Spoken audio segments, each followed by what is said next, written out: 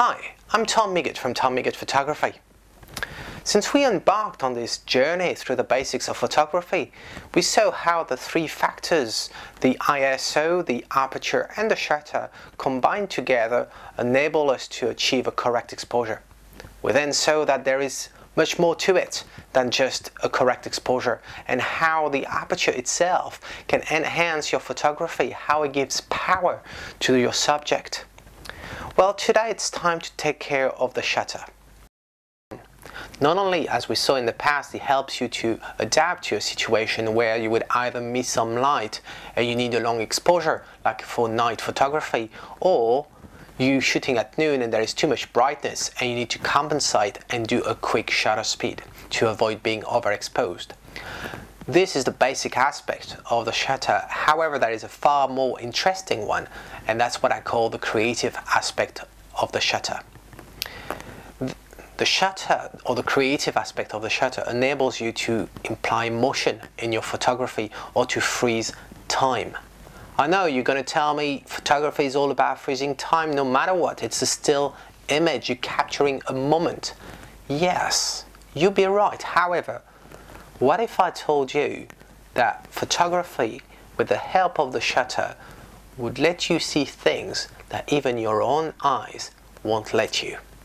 And that's what I propose to you today, a very simple experiment to be done from the comfort of your home.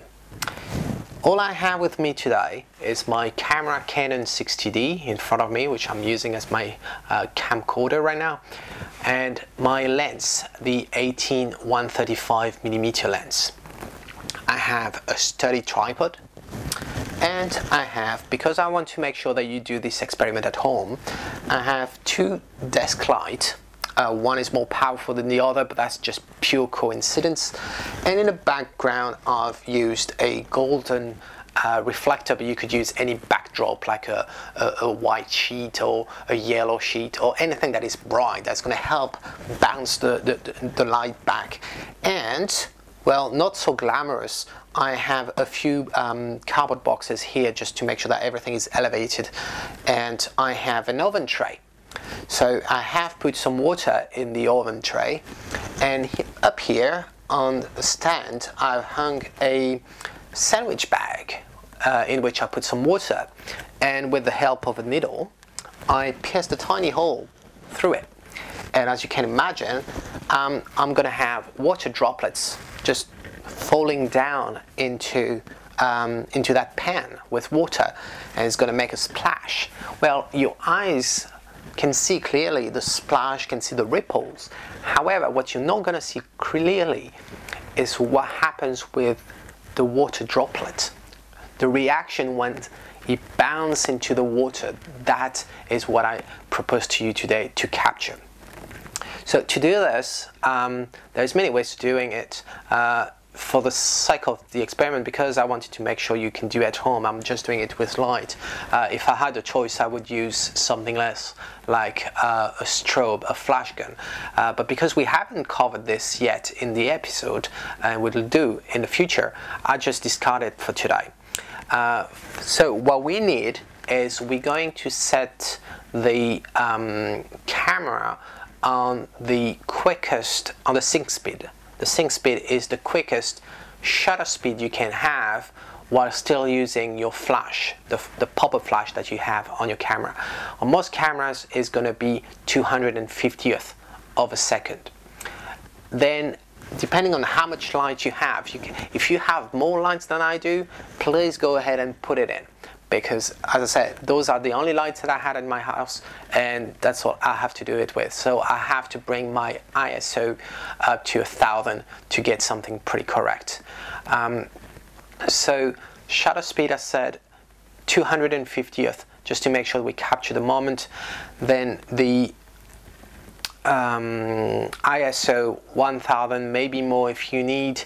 And for the aperture, I go for something around 5.6 because I'm going to be zooming underwater, and like most of the lenses that you guys are going to have, you will only be able to have as a widest aperture around 5.6, and that's what I decided to have today. I might be playing around with the ISO or the shutter but we'll see this in a moment once I take the shot and walk you through it. So I use the same exposure throughout the experiment with ISO 1000, the aperture of 5.6 and a shutter speed of 250th of a second. What's important, folks, to notice is that this type of shots is really a try and error process. It can be quite time consuming to try to obtain this, simply because it's not that easy to really capture the precise moment where the droplet hits the water in the pan. And for every single good exposure that I'm showing you now, it probably took me about 4 to 5 trials. What I also notice is the golden brownish color of light in the water, and that is really from the golden reflector that I've used in the background.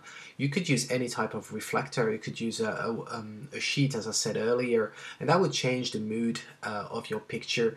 You can even try putting some colorful gel in front of your lights, and that's what I usually do sometimes using a flash gun. As you can see, those pictures are a bit noisy. That's probably because I'm using ISO 1000, although in normal condition with ISO 1000 I would not have noise, but there wasn't much light to go with in this room. So if you're going for this experiment, and I really invite you to try it, please use as much light as you can. That would allow you to use a lower ISO and getting a better result. So all those exposure are well exposed, but they a little bit darker than I was expecting. So what do you think, folks? Pretty amazing what you can do from the comfort of your own house. Who would have known by just looking at the exposure that this was shot from my attic? So I hope you found that informative, and until next time, this is Tom Migot saying, if you like it, capture it.